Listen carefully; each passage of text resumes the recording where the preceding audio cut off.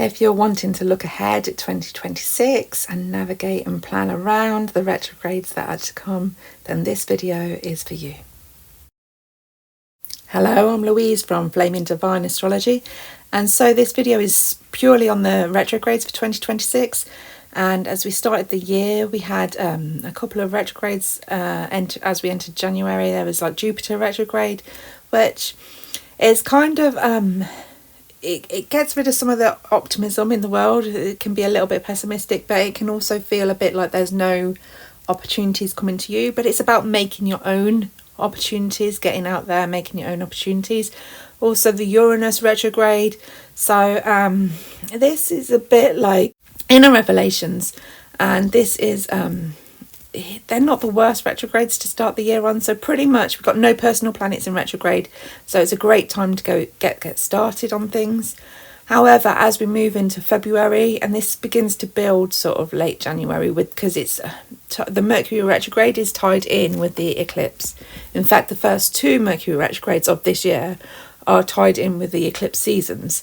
This is going to really intensify those Mercury retrogrades. Could suggest that the eclipse season is going to bring up a lot of issues around technology, transport, travel, tech glitches, all those sorts of things that are common with Mercury retrogrades, making life very challenging. The Mercury retrogrades will be in water signs this year as well, so this is going to be emotional, it's going to be confusing.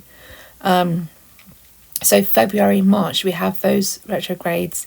We have Uranus goes direct on the 4th, so that stops. But Jupiter remains in retrograde until the 11th of March. So February, March, there's quite a lot of that sort of retrograde energy, plus that eclipse energy, which is going to be quite problematic for many.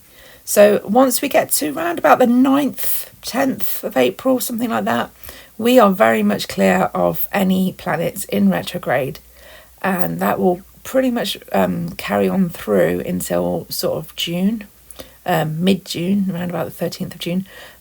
Yes, in May we do have Pluto go retrograde, however I don't really see that as too much of a problem. But then once again from June, July, August, we have this building up of the Mercury retrograde, but also with this eclipse season energy, particularly through July and August.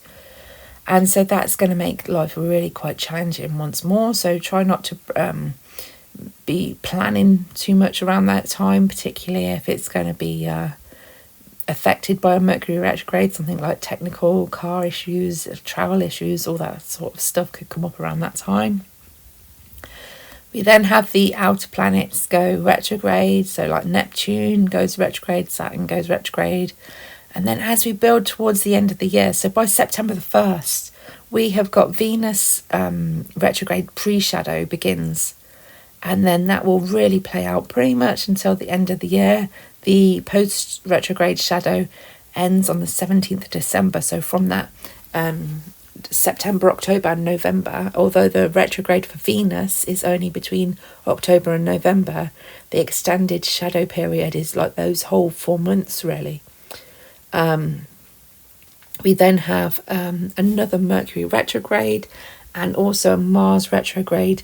The pre-shadow is building up at the end of this year because although the Mars retrograde isn't until the 11th of January 2027, we start to get that sort of Mars retrograde energy, just bringing up a few issues around action and wanting to take action and wanting to like stay still, and it can sometimes affect people's like mobility and health and like vitality, like them getting out and about and doing stuff.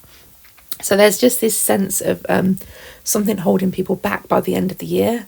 So ideally, if you're planning to start something, planning to launch something, planning to, travel, do loads of things, it would be the best time would be through late April into early June, particularly through May and stuff like that. So that sort of late spring and early summer is really the most optimal time.